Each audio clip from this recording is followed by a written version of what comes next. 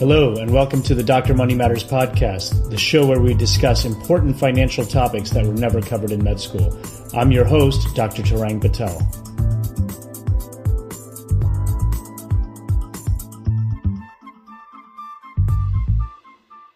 Hi, and welcome to another episode of the Dr. Money Matters podcast.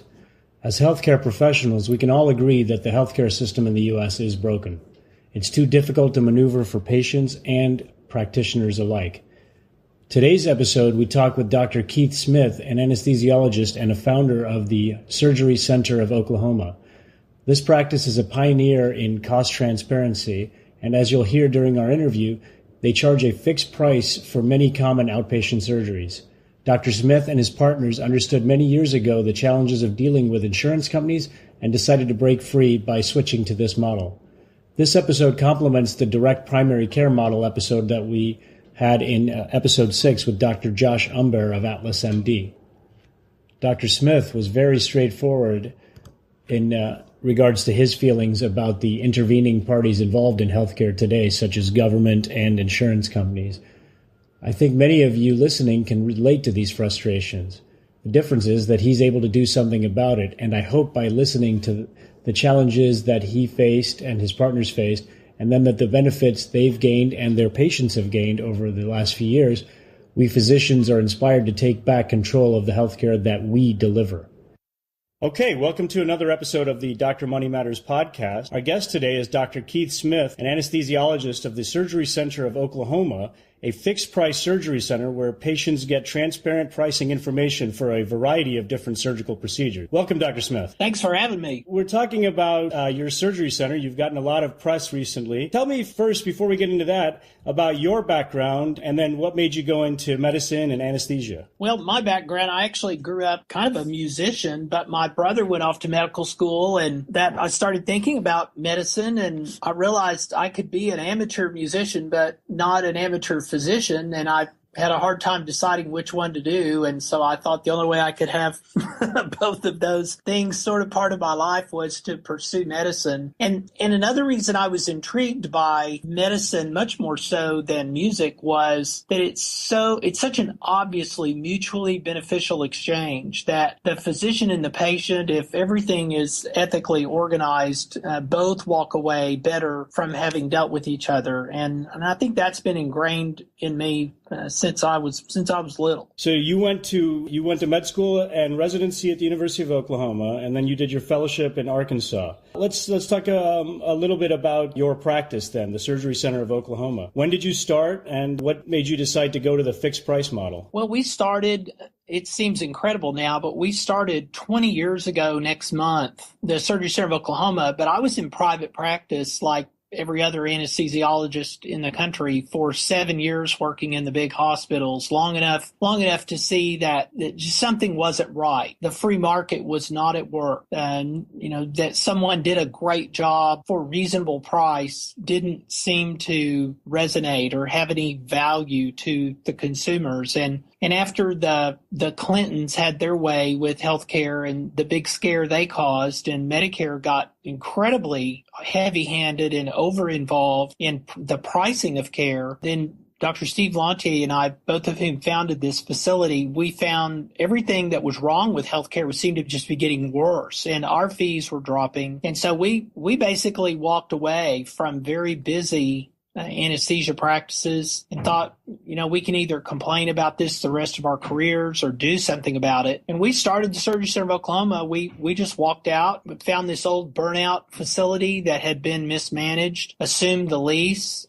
Some really good surgeons and friends followed us. And we started very small. And now we're in this very large, very busy facility with a business model that is consistent with and really an extension of our free market philosophy, with prices online, real competitive sort of spirit in amongst the partners here and with other facilities. It's been a lot of fun. When you started about 20 years ago now, talk about some of the difficulties you faced when you first started up. Well, when we started the facility, we did not know enough about how sick the cartel-like healthcare system was to be truly as scared of it as we should have been. And it was our ignorance and naivety going into this that probably allowed us to continue. But we found out very shortly after we opened, when we were attacked by various legislative attempts that had obviously been orchestrated by local hospitals. And then we were targeted and singled out by insurance carriers. Initially, they wouldn't contract with us at all. And then they began tinkering with in and out of network deductible scenarios that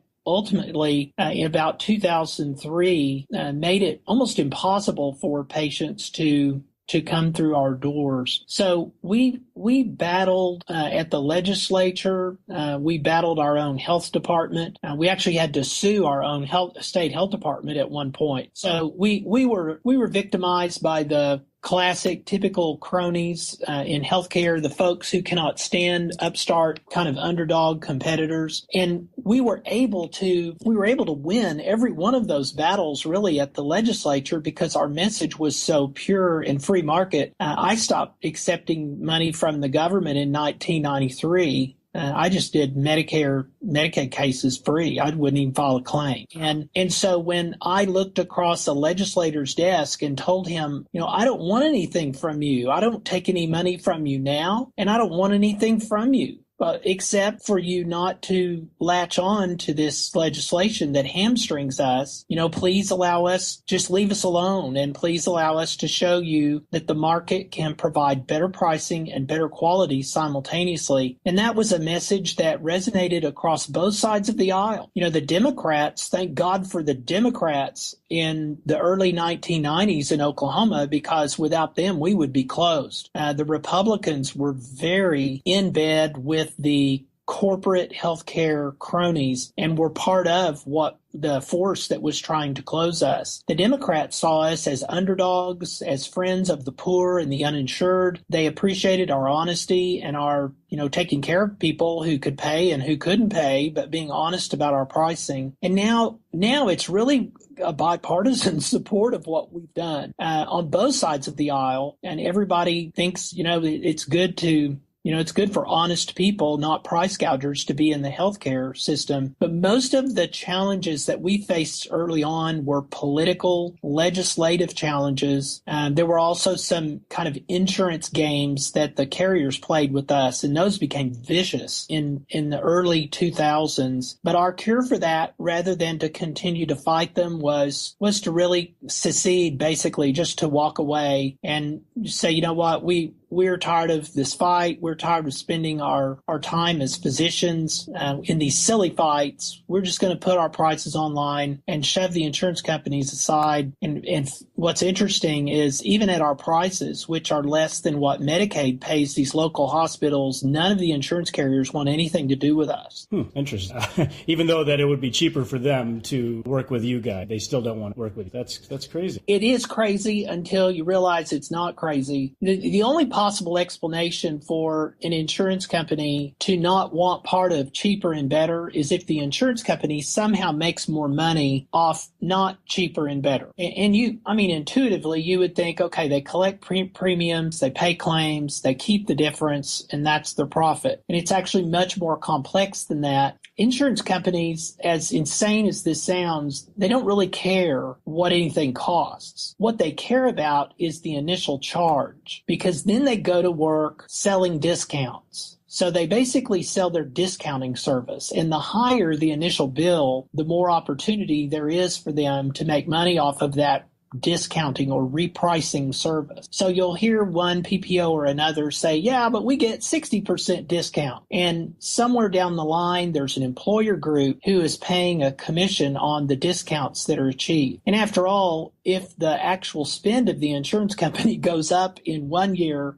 they just raise premiums the next year to make up for it. And the brokerage houses are a big problem too, because they get paid based on how their commissions are based on how high the premiums are. So they don't want any part of cheaper and better. So it's a very sick setup. The insurance companies, as crazy as it sounds, all they care about is that initial charge. And with my prices online, there's no opportunity for them to sell a discount because the price is transparent to the buyer. Right. So you no longer take insurance, like you were saying. When did you go to that model? What timeline? Well, we have tapered off, and to be perfectly honest, we actually have one insurance contract remaining. We had an insurance company come to us because a large employer in Oklahoma City had a gun in the back of their head and said, "Put Surgery Center of Oklahoma in your network or you're fired."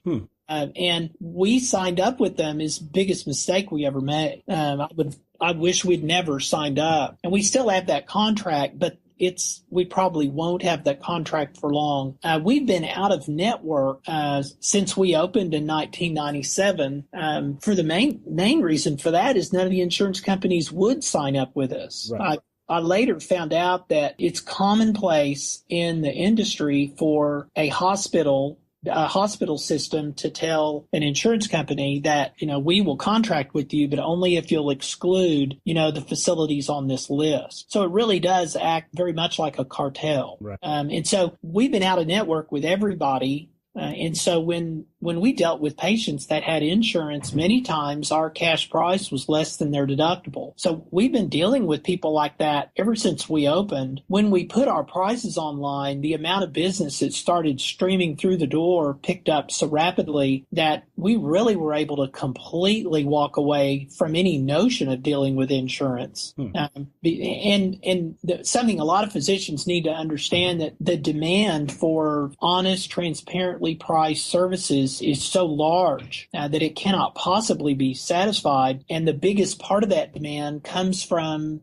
these self-funded businesses that have the sticker shock on the actual cost of the care. Whereas, the big insurance companies don't care how much things cost. The self-funded companies, companies that typically have 100 or more employees and they self-insure, right, they really do care what it costs. And that's a huge part of what we're doing here now. Absolutely. So now let's talk about that a little bit. You're based in Oklahoma, which is, kind of center of the U.S. geographically. And now with your practice model, and you're getting a lot of press nationally, your patients are coming, obviously they're coming from Oklahoma, but you're getting a lot of patients from companies nationwide. Is that right? Yeah. And actually, after we put our prices online 9 years ago, the first patients to arrive were Canadians. Canadians. Interesting. Yeah. And, these are people who have coverage. They just don't have access to the care many of them require. Right. So everybody who's a big fan of single payer and the Canadian healthcare system needs to really look in the mirror and ask themselves, why are Canadians flying to Oklahoma City, to have surgery? But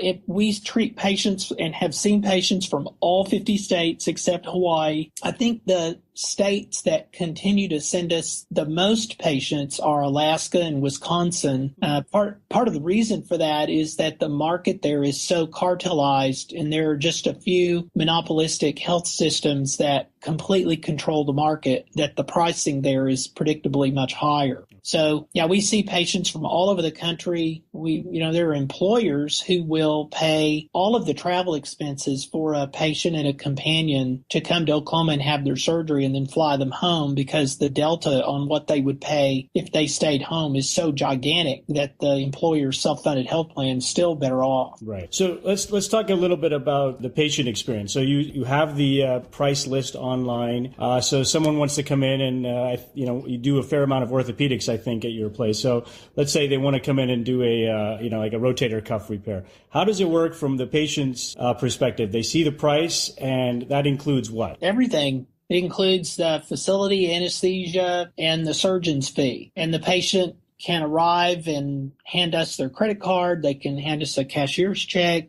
Some people just pay with cash. Now, we've had people pay with gold and silver coins. We've had one guy pay with Bitcoin. Wow, okay. We try to accommodate the buyer. Yeah, and they pay us, and we do the surgery, and they don't receive any bills later. Okay. And if the patient is an employee of a self-funded health plan, then we treat those self-funded health plans basically 30 days, same as cash. So they'll receive a series of invoices and pay us at the end of the month. Okay. And then if you have a complication or what, then that is part of the included cost. Is that right? No. we gave that some thought when we first launched these prices, and we thought, well, we could pad these prices by a certain percentage and guarantee the results and guard against complications. But our complication rate here is so small that it didn't seem right to overcharge everyone who came through the door as if a complication was a possibility. Right. So we put all of our infection rates online, and complications are just very rare. So what we decided to do was treat any sort of complicated situation individually, and no one here is attempting, unlike the so-called not-for-profit hospitals, no one here is attempting to make a profit off of a complication. So worst case scenario is a patient might pay the cost of the supplies. Okay. Which, as somebody who runs a surgery center, a large surgery center, I can tell you that is not that significant. Right. But we seek, when all the dust settles, we still want patients to feel like, even if something goes wrong, that they've had a value experience here. But the complications have been so rare, we've been able to just treat those individually. We had an employer in Texas that had a patient come up here, and the patient really wasn't compliant, and his wound dehisced, and he had to come back and have a couple of things done. And all I did was invoice for the cost of the supplies, which I think was less than $500 for the whole darn thing. Wow. And when it was all over with, this employer called me and said, "You need to have more complications."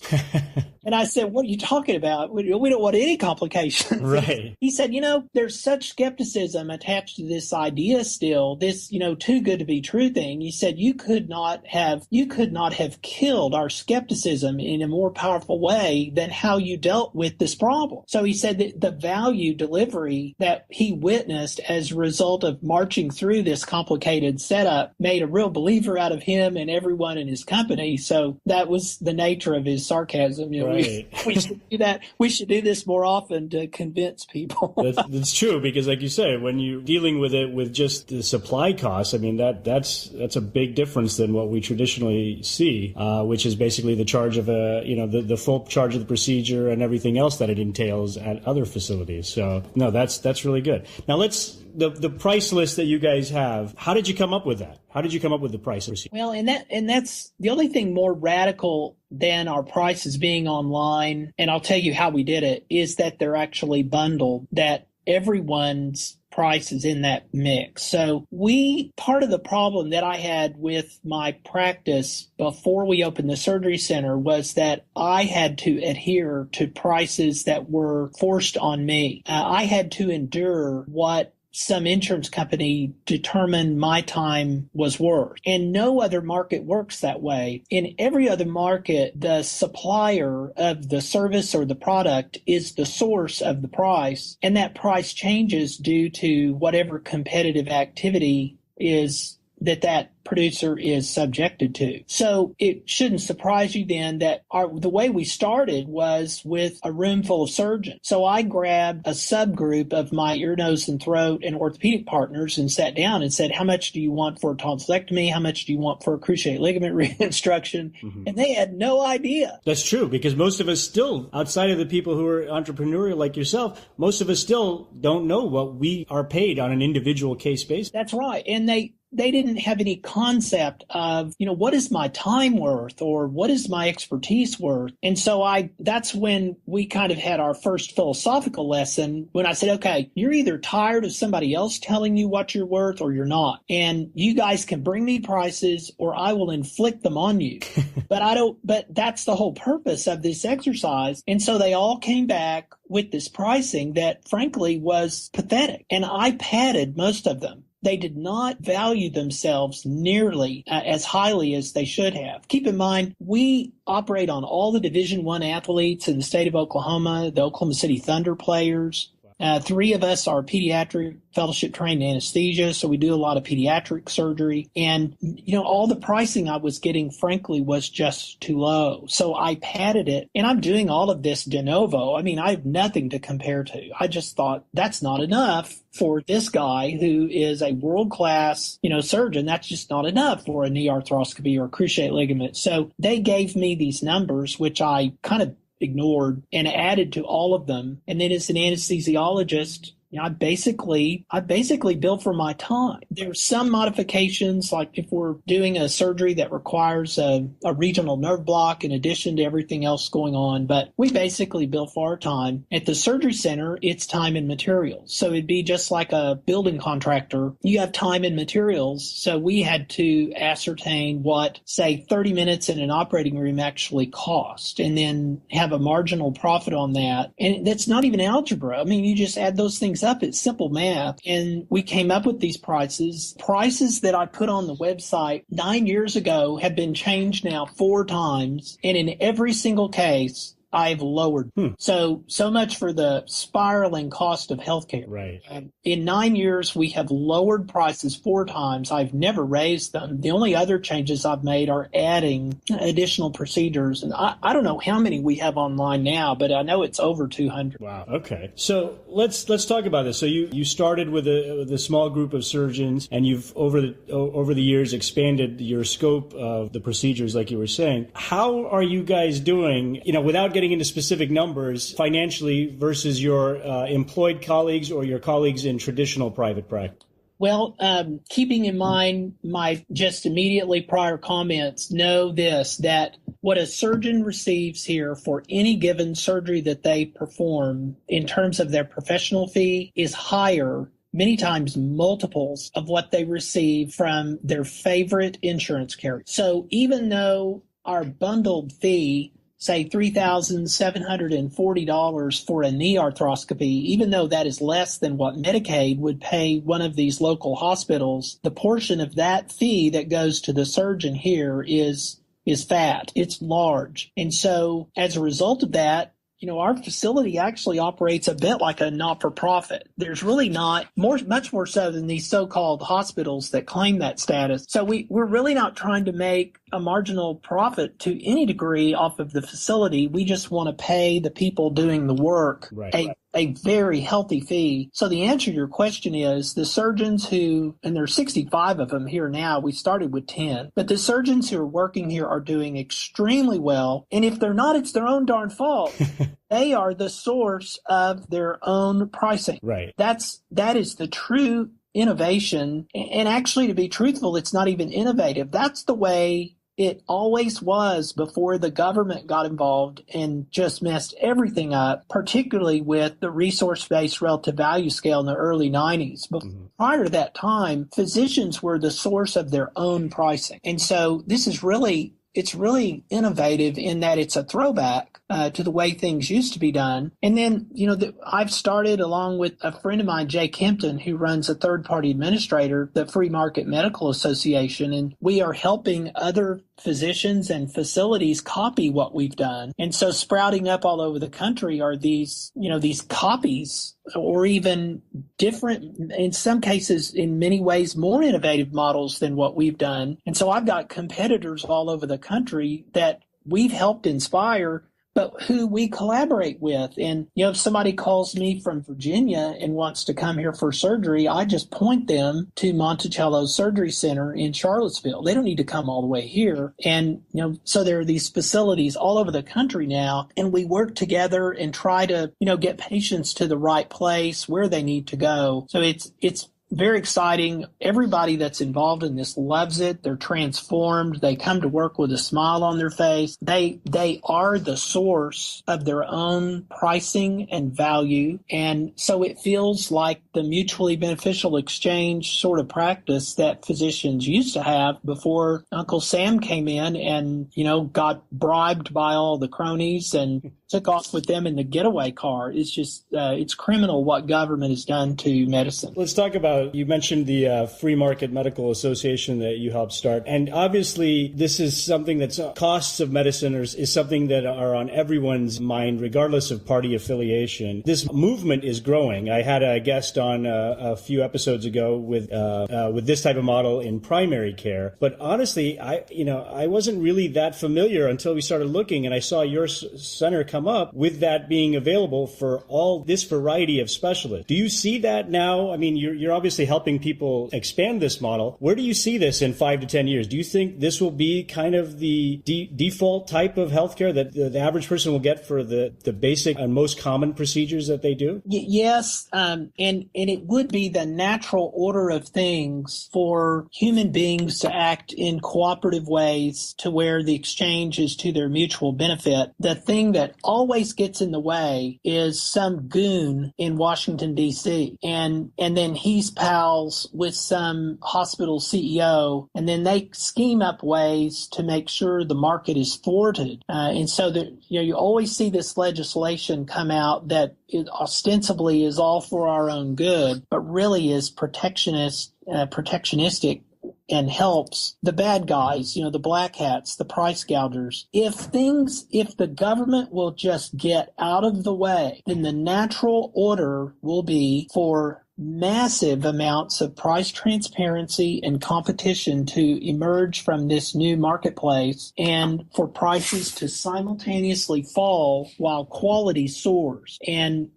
that's the natural order of things. I am shocked. I'm actually astonished at how fast this movement has already grown. And we are not alone. There are many facilities in the United States that are embracing this model, partly because they have embraced the notion that what's happening currently is unsustainable and there has to be a more stable and better way. But you can buy heart surgery in Oklahoma City. You can buy a bypass surgery for $34,000 all in. Wow. There are oncologists who are charging a flat fee to administer the drug and lateraling the drug without a markup. A lot of the cost in chemotherapy are hospitals that multiply the cost of the drug by 7, 8, or 12 times. So there's a lot of very exciting. We have an understanding and an agreement with a local full-service hospital. So whenever I receive a request online for a procedure that cannot appropriately be done on an outpatient basis, or we can't keep them more than the one overnight we're licensed for, I'll email the CFO of Deaconess Hospital across town, say, hey, I've got somebody that needs a bowel resection for a sigmoid cancer. And next thing I know, I've got a price that is all in for anesthesia and the facility. And I find a surgeon, negotiate a price, throw him into the mix. And now we've got, somebody from Idaho that needs a colon resection that was going to be bankrupted by some so-called not-for-profit hospital. And he's bought his entire procedure maybe for $19,000. So yeah, this is wonderful. The Free Market Medical Association is a vibrant and growing, getting to be a huge organization, and we've captured the interest of the buyers, right? And the sellers don't want to be left out, and they're beginning to understand the extent of the demand, and so there is some kind of healthy competitive fear that is driving this as well. I mean, there are facilities that are sick and tired of patients leaving their hometown and flying to Oklahoma City and having their surgery. And that's very creepy for, a hospital to have someone come home that's had surgery at my place and brag to everyone in town about how wonderful it was. That's not a good setup for that hospital if they're not doing business this way. Absolutely. So let's, so we mentioned the physicians that work at your surgery center. Obviously, they're doing well financially, even though the costs are lower. How is their overall quality of life? I mean, most docs in private practice or even employed models nowadays are just under the gun to procedure after procedure without as much control of the OR time or turnaround, things like that. I'm assuming that the quality of life of the physicians in your practice is much higher than the traditional model. It is. It's much higher because no one feels controlled or a slave when they have established their own value and their own pricing. The other thing is that Dr. Lonti and I run the Surgery Center of Oklahoma in a very efficient way, where we basically provide every surgeon 2 rooms and 2 crews, 2 anesthesia staff. And so the surgeons can get here and get a lot of work done and all of a sudden just have half a day created out of nothing. And they can either go back to their office and see more patients, or they can go be with their family or play golf. And so their quality of life, given that they're paid a fair amount for every case that they do, and they have extra time on their hands due to our efficiency measures here, that's a recipe for lots of smiling faces. And you won't see anybody who's not smiling here. Well, it sounds fantastic. And I think most of my listeners would agree that this is the kind of medicine that when they first thought about going into medicine, they thought that they would be practicing, not necessarily just the financial part, but just happy to work and enjoying what they do, and not just enjoying the patients, but enjoying the other part. And that's the part that has slowly been deteriorating for most physicians. You read all about physicians burnout and stuff, like people wanting to retire early. And it when you hear positive experiences like people are having at your surgery center, I think that bodes well for the future of medicine, even though there's all this negativity now. Yeah, and we have patients that will walk into a surgeon's office and they can't afford our website fee, and the surgeon will call and say, I've got this child here and they need their tonsils out. This is really bad, and they can't really afford the fee. And so I'll say, well, what are you going to charge them? And the surgeon may say, well, I didn't think maybe I would charge them at all. I said, well, our anesthesia team here always follows the surgeon's lead, so we don't charge them either. And then I said, can they cover the cost of the supply? Well, it didn't cost hardly anything to do a tonsillectomy. Right. So, these patients will come and they'll pay, some amount that may cover the supplies, and then off we go. And because we own and control the facility, because we own and control every aspect of the finances of the facility, we're able to really practice medicine in kind of the old time way, where we're not just medical advocates of the patients, we're also their financial advocates. In the absence of some hospital administrator, overlord, profit seeker, price gouger, bankrupter in the organization allows us to work in that way. And it's very gratifying. It's wonderful. Great. Let me ask you, what advice would you have for younger physicians who are interested in learning more about this model, or just as they start their career and want to get involved in some of the changes in medicine like you guys have done? Well, the advice that I like to give medical students one piece of advice, because they got so much on their mind they can't remember much more than one piece. And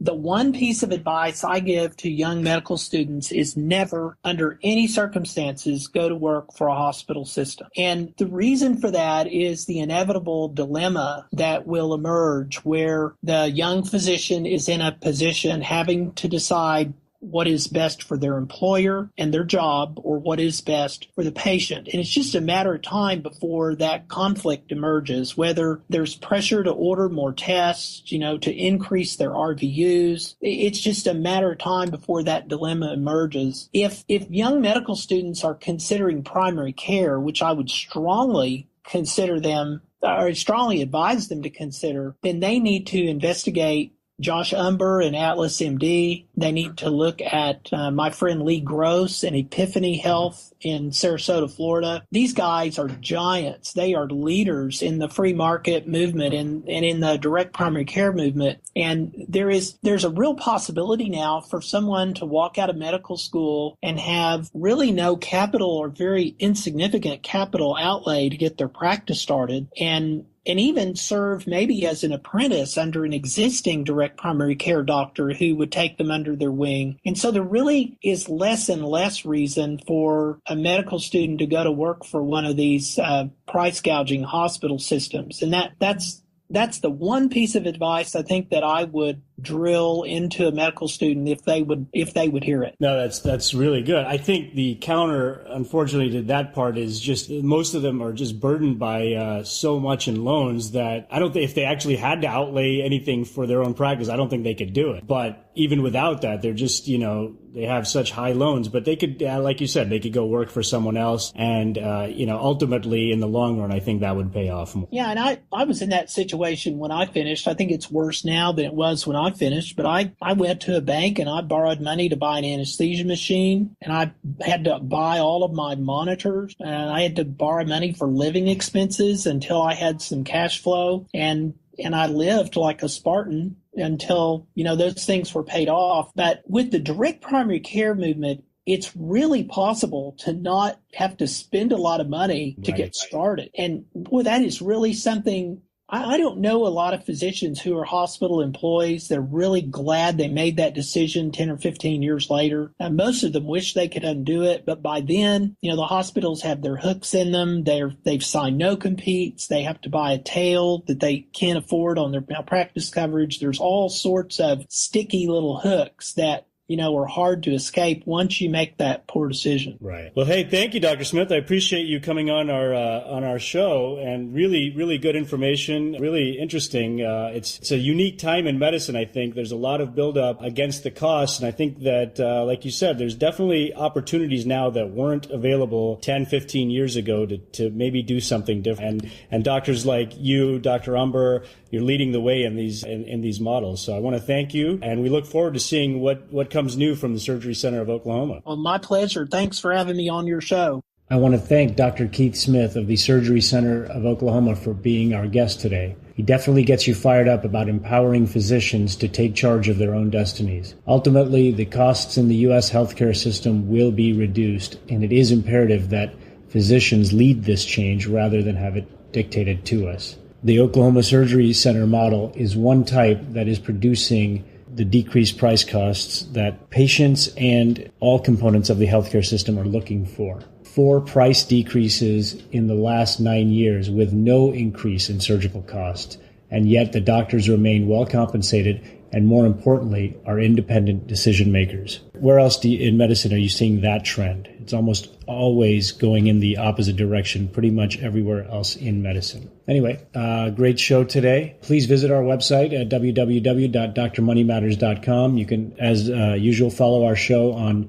Twitter at Dr. Money Matters, and our Facebook page, Dr. Money Matters. Please subscribe to our podcast on Apple Podcasts, Google Play, or Stitcher, and leave us a positive review on iTunes if you're so inclined, as this really helps boost the popularity of this show. If you have any suggestions for guests or comments, you can send an email to comments@drmoneymatters.com, all spelled out. Look for another episode of the Dr. Money Matters podcast coming soon. Thanks again for listening.